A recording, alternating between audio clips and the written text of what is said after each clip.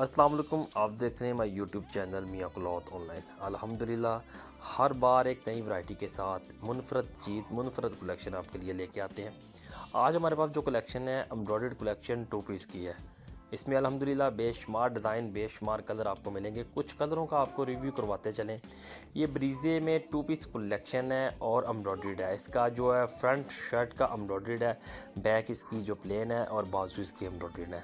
ये बहुत ही premium quality की लॉन है, श्रिंक सूट की गारंटी है। सिर्फ़ और सिर्फ 2750 में आपको ये सूट मिलने जा रहा है। पूरे पाकिस्तान में हम आपको COD की सहूलत जो है देंगे और आप घर बैठे एक सूट चाहे 2 चाहे 3 जितने चाहें आप मंगवा सकते हैं।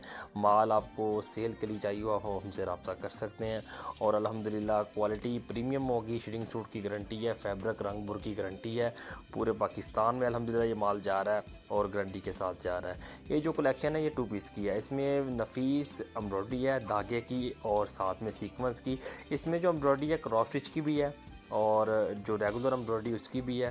3-4 तरह की इसमें कैटेगरी है। इंशाल्लाह आपको मायूस नहीं किया जाएगा। चीज़ जो दिखाई जाएगी 110% वही दी जाएगी। आप हम